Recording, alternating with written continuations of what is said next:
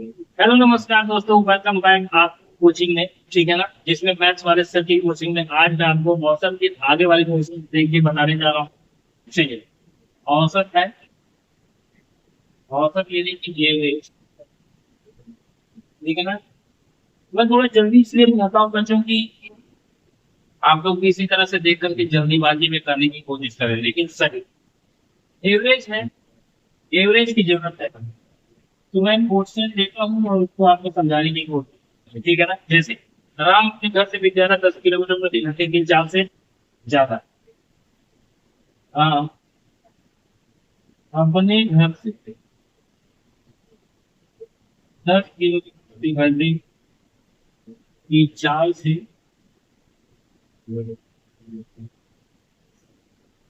जाता है। कहा? विद्यालय जाता है। ठीक है।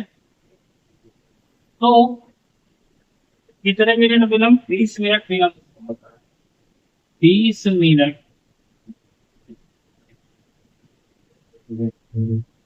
विलंब से पहुंचता है। ठीक है। 20 मिनट विलंब से पहुंचता है, परंतु जब वो 15 किलोमीटर प्रति घंटे की चाल से जाता है, परंतु जब वो 15 किलोमीटर प्रति घंटे की चाल से जाता है तो कितने मिनट? 10 मिनट। ठीक है ना। तो 10 मिनट विलंब से पहुंचता है। तो अब उसको ये बताना है बच्चों की विद्यालय की दूरी कितनी है। ठीक है ना। विद्यालय की दूरी कितनी है ये बताइए। तो घर से विद्यालय की दूरी कितनी है? अब देखिए बच्चों, ऐसे क्वेश्चन में तो आपको फार्मूला तभी याद रहता है जब आप याद करने की कोशिश करते हैं, लेकिन जादू मंत्र से तो याद नहीं आ जाता। एग्जाम टाइम में तो हमें याद नहीं होगा, दुनिया भर की परेशानियां हो। तो जब क्वेश्चन पढ़ रहे होंगे 1 किलोमीटर जो भी दिया हो 20 मिनट, यानी कि अगर T1 दिया है और यहाँ पे अगर T2 यानी कि दो समय दिया हुआ है, तब हम उस फार्मूले को याद रखेंगे जो फार्मूला आप जानते हैं। एक्स, ठीक है ना।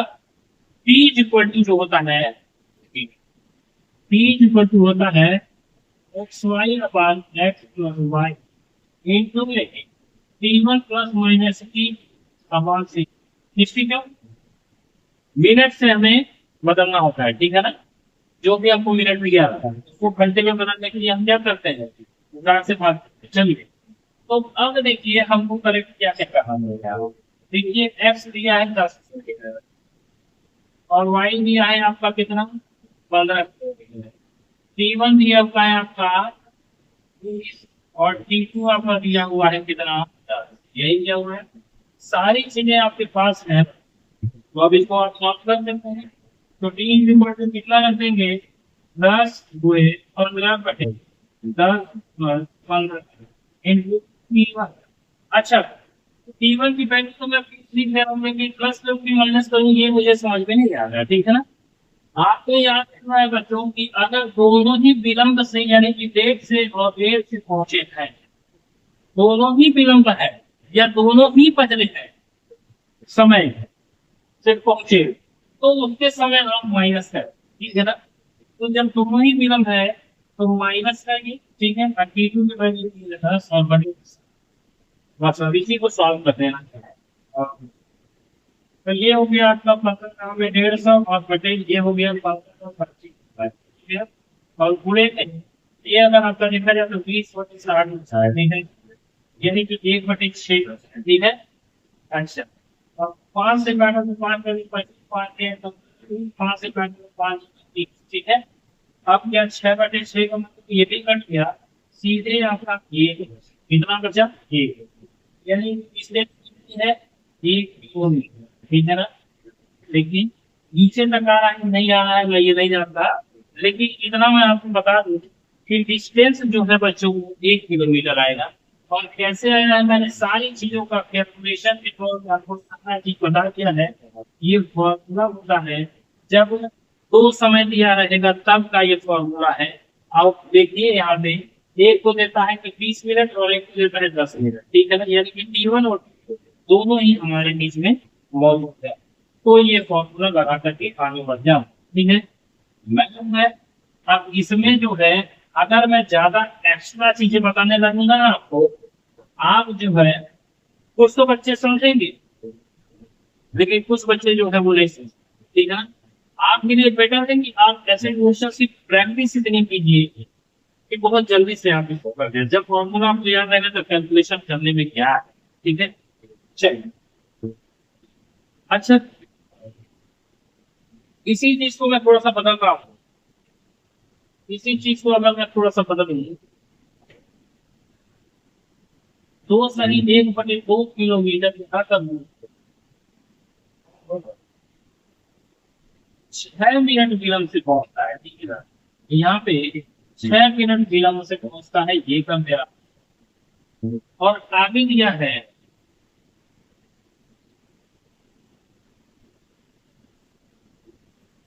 1 किलोमीटर प्रति घंटे की चांसेस चल रहा है। तो आप कितना मिनट हो जाएगा, 1 किलोमीटर चाप चलना तो 6 मिनट विलंब की जगह, ठीक है ना। तो चलिए, अब तो आपको ये समझ में आ जाएगा कि हाँ, बदलाव करने से क्या चीजें बदलेंगी। सारी चीजें वही होंगी, लेकिन बस करना क्या है, कैलकुलेशन करना होगा सबसे तेजी से, और जो चीजें बनती हैं उसको उसकी जगह पे रखना। देखिए, सबसे पहले जब यह सम दिखा दें, 2 गुना 4 1 5, डायरेक्ट मैं करूँ या फिर लिखूं, यस इक्वल टू दिया है 1/2 किलोमीटर, ठीक है। तो इसको करना क्या है, अरे भाई, किलोमीटर प्रति घंटा दिया होगा, ठीक है ना, घंटा। 2 गुना 4 1 5, 5/2 ये हो गया, ठीक है ना, बात समझ में आ गई। और वाई इक्वल टू अगर निकालना है तो 1 किलोमीटर किया 3 बार है, ठीक है ना।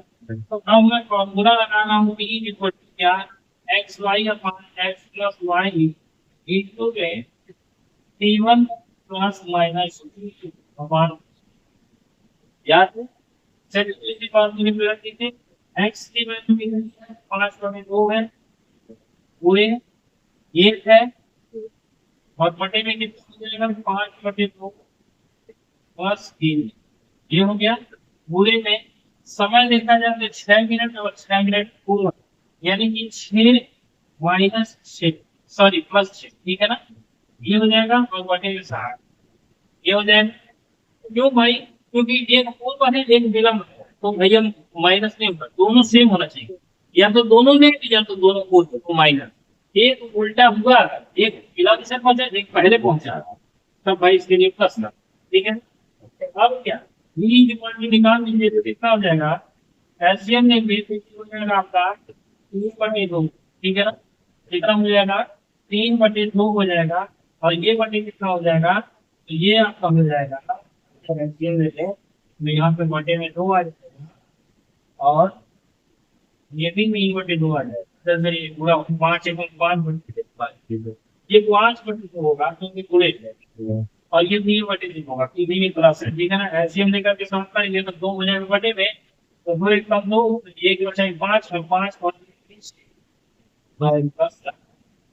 6, ये हो गया। तो पूरे में कितना हो जाएगा, 6×12 12/60, 1/, ठीक है। अब कैलकुलेशन को थोड़ा सा मैं यहाँ लिखना चाहूंगा बच्चों पीछे, बीज पर तो आता है 5/2 और पूरे पे आता है 1/5, ठीक है ना। अब देखिए इसका थोड़ा इसका हो जाएगा 5/6 और बटे 2, चला जाएगा कि पूरे 2 हो जाएगा, ठीक है। तो ये हो गया 5/2 पूरे 5, ठीक है ना। 5/2 5/2, ठीक है, ये हो गया। और इधर का कितना था, पूरे 1/5, ठीक है। ये 5×10 ये हो गया, बटे 12 हो गया, और पूरे 1/5, ठीक है ना। ये बात समझ में, 5 से काट दिया तो 5×10 हो गया, 2 से काट दिया तो 6 हो गया, यानी 1/6 आ गया, ठीक है ना। कितना, अरे 1/6 किलोमीटर, ठीक है ना। दूरी कितनी आएगी बच्चों, तो सही में भी ले सकते हैं, ठीक है ना। काटने के बाद इसको सही में भी ले सकते हैं, ठीक है। तो आपका